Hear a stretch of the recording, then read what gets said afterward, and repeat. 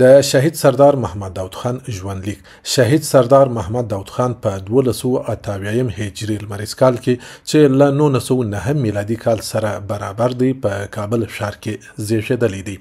شهید سردار محمد داود خان د عبدالعزیز خان زوی، د محمد یوسف خان لمسی، د سردار یحیی خان کوړوسی، د سلطان محمد خان طلایي کودی او د محمد زوی د کورنۍ پاینده محمد خان بارکزي او جمال خان بارکزي له لوی کورنۍ څخه دی.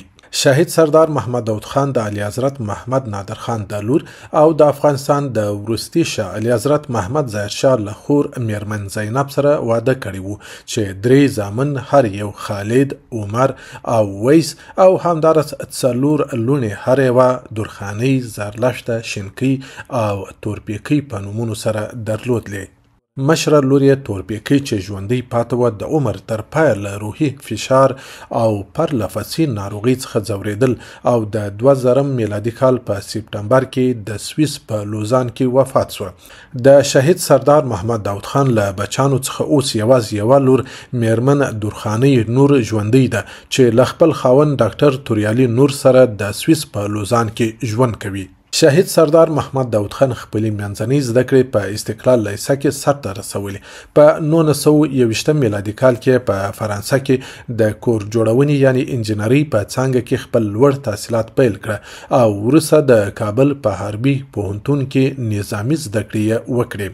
هغه د خپل ژوند د 9 کلونو ډیره برخه په حکومت کې په کار کولو تیره کړې ده چې له عادي افسر څخه نیولې تر دفاع وزارت، له ولایت څخه نیولې تر نایب الحکومګۍ او له صدارت څخه نیولې تر ولسمشرۍ پورې د افغان ولس خدمت کړی دی.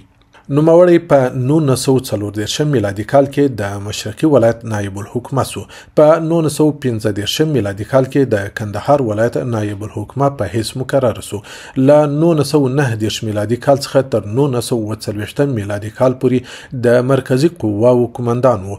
په 1948 میلادي کال کې د 1 کال لپاره د دفاع وزیر سو. وروسته د څه مودې لپاره په فرانسه کې افغان سفیر سو او له 1949 میلادي کال څخه تر 1953 میلادي کال پورې د شاه محمود خان په کابینه کې د افغانستان د ملي دفاع وزیر و. شهید سردار محمد داود خان له کال 1953 میلادي څخه تر 1963 میلادي پورې د افغانستان د صدر اعظم په توګه دنده ترسره کړې. نوموړي په دغه دوره کې د ښځو د حقوقو لکه د نهضت زنان بنیاد کېښود او د هېواد د پرمختګ لکه لوی لارې او سترو کارخانو جوړولو ترڅنګ یو لړ نور د آبادۍ کارونه کړي او د افغانستان د پرمختګ لپاره لنډمهاله، منځمهاله او اوږدمهاله ماسټر پلانونه د 15 15 او 20 تر 25 کالو پورې په پام کې نیولې وه. شهید سردار محمد داود خان د خدمت په دې ټوله موده کې چې 46 کاله کېږي نږدې هره شېبه د یو فعال سیاسي لوبغاړي په توګه ټولو پیژندي. یوازې د 1980 میلادي کلونو له لومړیو څخه د 1980 میلادي کلونو تر لومړیو یا د جمهوریت تر تاسیس پورې پر کور ناست و.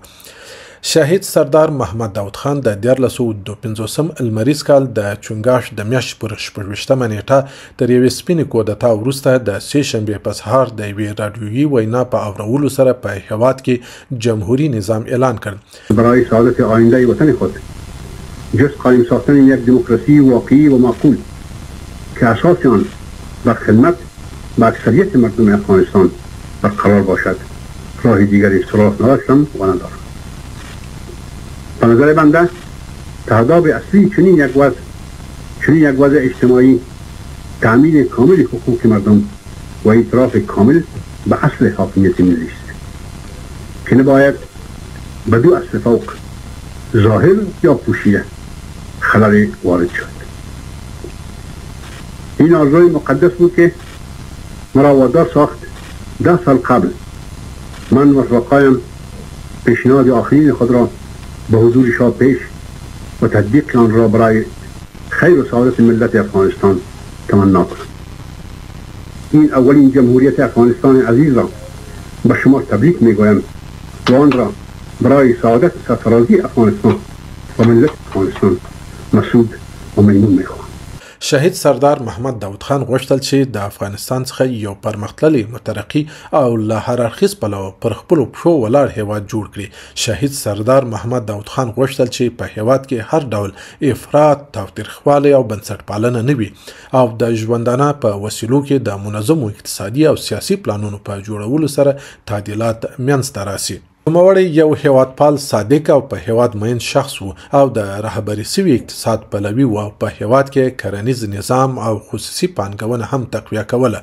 نوموړی د هغو کسانو سره ملتیا نه کول او نه خوښېدل چې د خپلو ځانونو لپاره مادي یا معنوي امتیازات غوښتل، بلکې د عام ولس د پرمختګ پلوي و څو د ژوند په هره برخه کې حق حقدار ته وسپارل سي او ټول افغانان د هر اړخیز پرمختګ په وړانګو سمبال کړي.